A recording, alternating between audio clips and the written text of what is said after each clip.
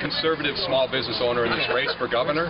I've seen firsthand, as a business person, how devastating the practices of Jim Doyle have been over the last 8 years as it relates to taxes and spending. I know, in spite of these people here who love Tom Barrett, that spending has in fact gone up faster in the city of Milwaukee and Wisconsin just plain can't afford him to be our next governor.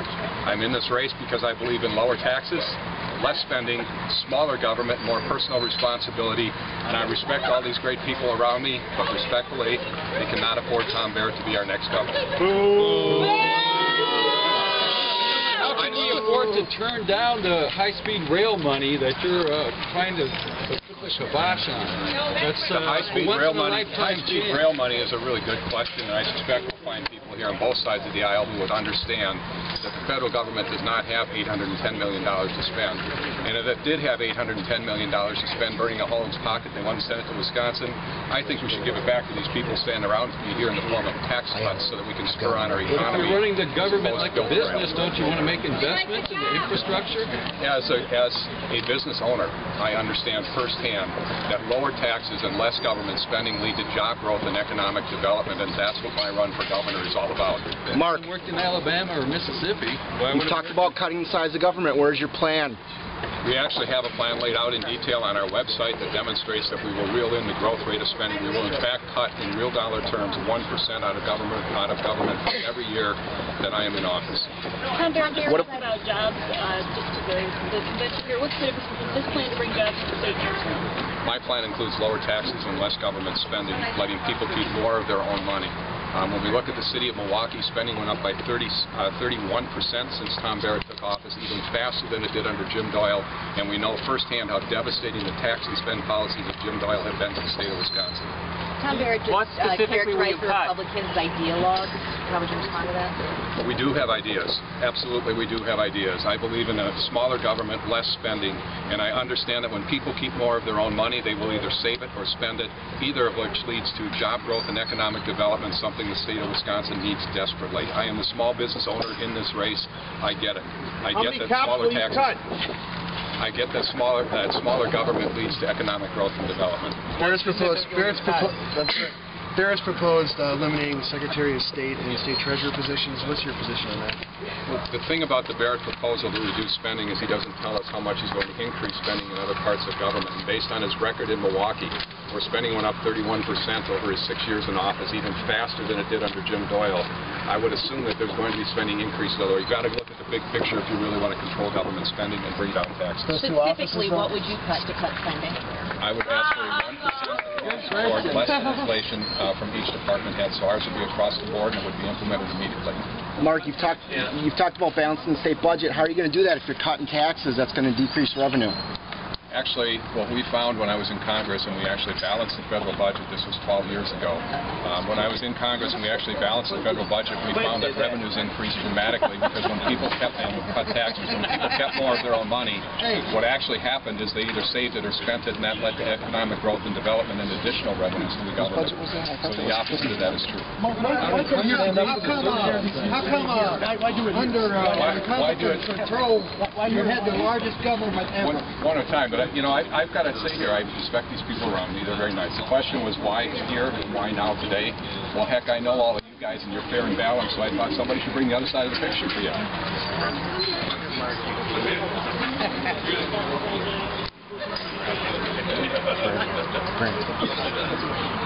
Well, clearly we stand for smaller government, less government spending, and people keeping more of their own money in the form of tax cuts. I think that's very substantive. In fact, it's absolutely what's necessary to turn the state of Wisconsin around and bring jobs back to us in another situation. Why not cut to the middle class? What are you going to do about education? Education, I'm glad you asked that question. I think education after taxes and spending is the most important issue. I have an undergraduate degree in math education. I have a master's degree in supervision, instructional leadership, postgraduate work beyond that. I've been a public school teacher. I've taught the DPW system. I've taught a private college. I've taught a finance degree at another private college.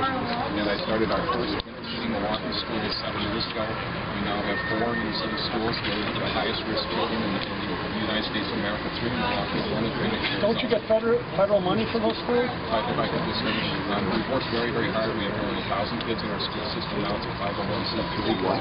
Kids are going academically faster than the average child across the United States right now. We're doing the costs of about half of what taxpayers are spending on education is extremely important. As governor, I will be very focused on having the best educated kids in the world. So aren't you giving federal stimulus money for those schools?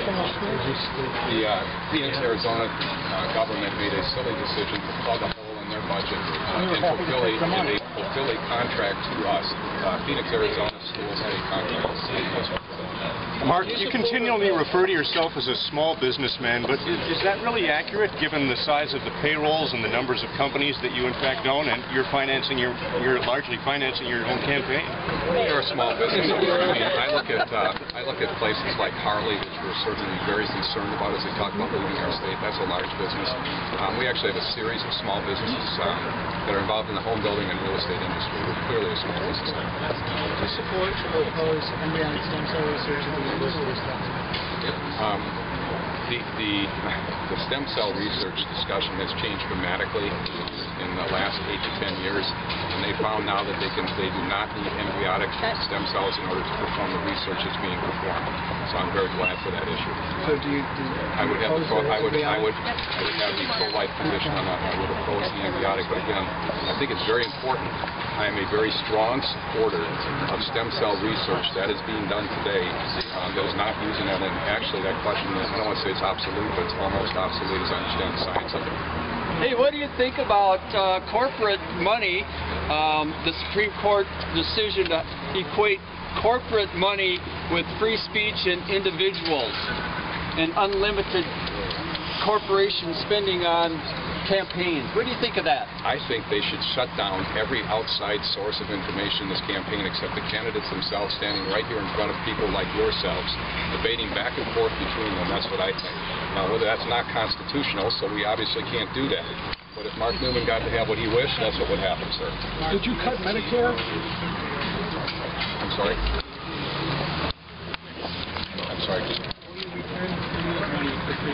Okay. Our businesses actually didn't take stimulus money. If you're referring to the tax cuts that were provided to people who bought homes from us, I just want you to know ahead of time I'm in favor of anything to cut taxes that lets people keep more of their own money instead of sending it to Washington, D.C., where it is squandered on a wide variety of things that we shouldn't be spending on. Like the war in Iraq. Return to sponsors campaign contributions.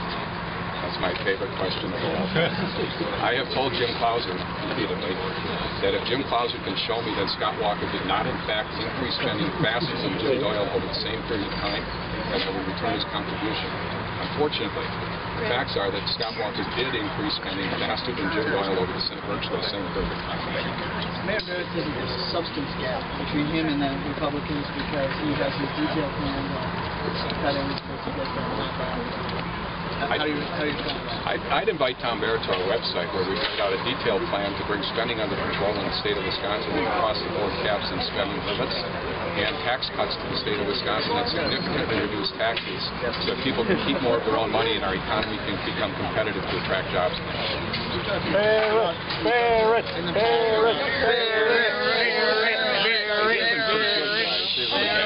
You talked in the past about reversing the tax cuts and all that stuff.